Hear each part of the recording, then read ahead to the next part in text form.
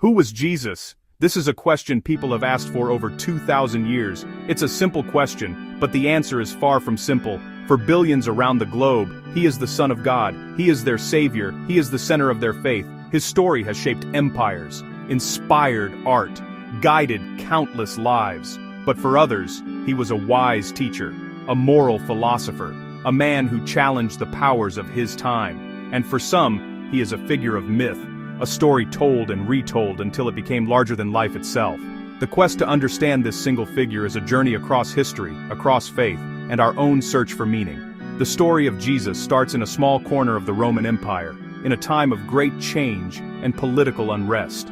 He was born into a world of strict religious laws and foreign occupation. Yet, from these humble beginnings, his message would spread. It would travel far beyond the hills of Judea. It would cross oceans. It would cross continents. His teachings would resonate with people from all walks of life, from the poorest slaves to the most powerful emperors. How did one man, who lived such a short life, have such a profound and lasting impact on human history? It's a question that continues to puzzle historians and inspire believers. His influence is undeniable, a force that has shaped our modern world.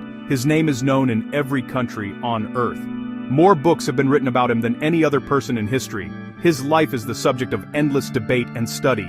Every detail is examined, every word is analyzed. We want to know what he was really like. Was he the gentle shepherd we see in paintings, or was he a revolutionary, determined to overturn the old order? The search for the historical Jesus, the man behind the faith, is one of the greatest detective stories ever told. We piece together clues from ancient texts, archaeological finds, and the traditions passed down through generations. The journey to find him is a journey into the heart of our own beliefs. This journey is not just for scholars or theologians. It is for anyone who has ever wondered about the big questions. Who are we? Why are we here? What happens after we die?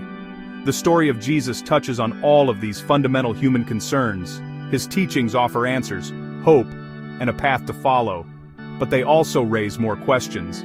His life is a puzzle, filled with mysteries and contradictions. One of the greatest mysteries surrounding Jesus is the story of his birth. The Gospels tell us he was born in a humble manger in Bethlehem. The date we celebrate, December 25th, is known across the world. But was he really born on that day?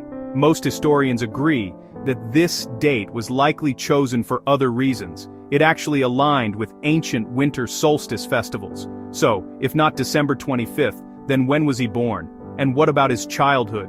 The Bible is mostly silent on his early years. We have a brief glimpse of him as a boy in the temple, but what about the rest of his youth? What was he like growing up in Nazareth? Did he have brothers and sisters? These questions lead us to the core of his ministry. When did this young man from a small town begin his public life? What event pushed him to become a teacher and a healer?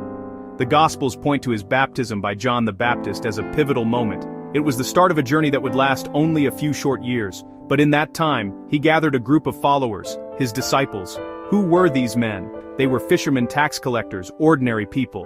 What did they see in him that made them leave everything behind to follow him?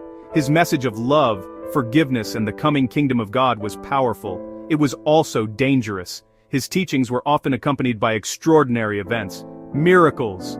He is said to have turned water into wine, healed the sick, and even raised the dead. Are these accounts true descriptions of what happened? Or are they powerful stories, meant to teach a deeper truth about his identity? The Gospels, our primary source for his life, were written decades after his death. They were written by different authors for different communities. How can we be sure they portray his life and miracles accurately? Understanding how these sacred texts were created is crucial. It helps us see how the story of Jesus was preserved and passed down through the ages. And what about the man himself? What did Jesus actually look like? The popular image of a man with long, flowing brown hair and fair skin is a product of European art. It is almost certainly not what a man from first-century Galilee would have looked like. He likely had darker skin, short hair, and a more rugged appearance. Knowing what he might have looked like helps us connect with the human side of his story. It brings the divine figure down to earth, and it forces us to confront the central question of his life. Did he know his fate? Did he understand that his path would lead to a cross on a hill outside Jerusalem? Did Jesus know his fate? Did this teacher of love and forgiveness understand that his journey would end in brutal execution? The Gospels present a clear answer: yes. He began to speak openly with his disciples about what was to come. He told them plainly that the Son of Man must suffer many things. He would be rejected by the elders, the chief priests, the teachers of the law, and he would be killed, and after 3 days, rise again. This journey toward his fate reached a climax during his final week in Jerusalem. He entered the city not as a quiet pilgrim, but as a king. He went to the temple. In a moment of righteous anger, he overturned their tables and drove them out. My house will be called a house of prayer, but you are making it a den of robbers. This confrontation in the temple sealed his fate. It was the final straw for the religious leaders who already saw him as a threat. His final meal with his disciples, the Last Supper, was filled with a sense of impending doom and finality. He spoke of the bread as his body, which would be broken, and the wine as his blood, which would be poured out for the forgiveness of sins. After the emotional intensity of the Last Supper, Jesus led his closest disciples to a familiar place of prayer, a garden called Gethsemane. He asked his Father if this cup of suffering could be taken from him. His prayer ended in total surrender. Not my will, but yours be done. Suddenly, a crowd arrived. Leading them was Judas Iscariot, one of the 12. Greetings, Rabbi. Judas. He arranged a signal he would greet his master with a kiss. A sign of affection turned into condemnation. Peter drew his sword in panic. Jesus immediately stopped him. A final, powerful lesson in nonviolence. The disciples scattered into the darkness. He was arrested and led away by the temple guards. Jesus was first taken not to a Roman court, but to the house of Caiaphas, the high priest. "Tell us if you are the Messiah, the Son of God." You have said so, he replied. "Blasphemy!" So, early the next morning, Jesus was taken to Pontius Pilate. They changed their accusation, a political threat. Pilate questioned Jesus. He tried to release him, even offering the crowd a choice. The crowd, incited by the chief priests, screamed for Barabbas to be released. They screamed for Jesus to be crucified.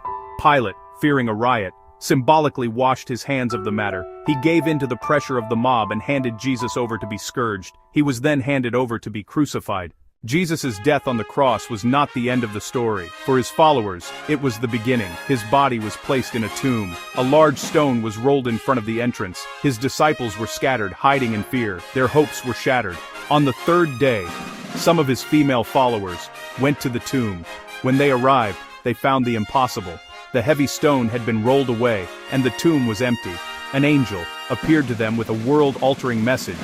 "Why do you look for the living among the dead? He is not here. He has risen." Following the discovery of the empty tomb, the Gospels record that Jesus began to appear to his followers. These encounters transformed them. Their fear turned into courage. Their despair turned into unshakable conviction. On the festival of Pentecost, Peter stood up in Jerusalem and preached the first Christian sermon. The book of Acts reports that 3,000 people believed and were baptized that day. This was the birth of the church. What began as a small sect within Judaism started to grow at an astonishing rate. A key figure in this expansion was the Apostle Paul.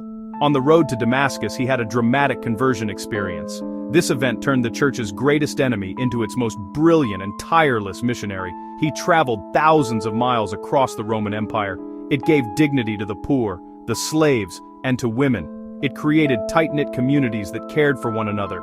Christians faced waves of intense persecution, yet their numbers continued to grow. Their willingness to die for their faith was a powerful witness. The enduring appeal of Jesus proved to be a force more powerful than the might of empires. For centuries, people have yearned for a tangible link to the life of Jesus. Perhaps the most famous and, well, controversial of these is the Shroud of Turin. This is a long linen cloth that bears the faint, ghostly image of a crucified man. Scientific analysis suggested the cloth dated from the Middle Ages. However, proponents point to pollen grains from the Judean desert as evidence of its ancient origins. Another legendary object is the Holy Grail, the cup that Jesus used at the Last Supper. In a similar vein, the Ark of the Covenant was seen as the literal throne of God on earth. It mysteriously disappeared from the historical record. The lost Ark remains a potent symbol. The Bible as we know it is not the only collection of ancient religious writings. These are often called the lost books of the Bible. They were not included in the New Testament canon, The reasons for their exclusion were varied. The Gospel of Thomas, for example, is not a story of Jesus' life, but a collection of 114 secret sayings. In 1947, a Bedouin shepherd stumbled upon a series of caves near the Dead Sea. These became known as the Dead Sea Scrolls, the library of a devout, ascetic Jewish sect living around the time of Jesus. They provide an invaluable historical backdrop, helping us to better understand the Jewish context of Jesus' teachings. Our Moshe Mabert Dainer stands to Benemais side. The story of Jesus is more than just an ancient tale, one of the most profound lessons, unconditional love, or agape. Another key lesson is the immense value he placed on the marginalized and the powerless. After his death, the movement he started evolved. Christianity splintered into countless denominations. Despite 2,000 years of study, debate, and worship, Jesus remains a figure of enduring mystery. For billions, he is the Son of God. For others, he is the ultimate moral teacher. And for yet others, he is a figure of history and a figure of myth. In the end, the power of Jesus' story lies in its ability to hold all of these truths at once. He is both a man of history and a figure of faith. Whether you see him as Lord, teacher, or legend, his influence is undeniable. The echo of his life continues to challenge us, to comfort us. The question of who Jesus is ultimately a question we must each answer for ourselves.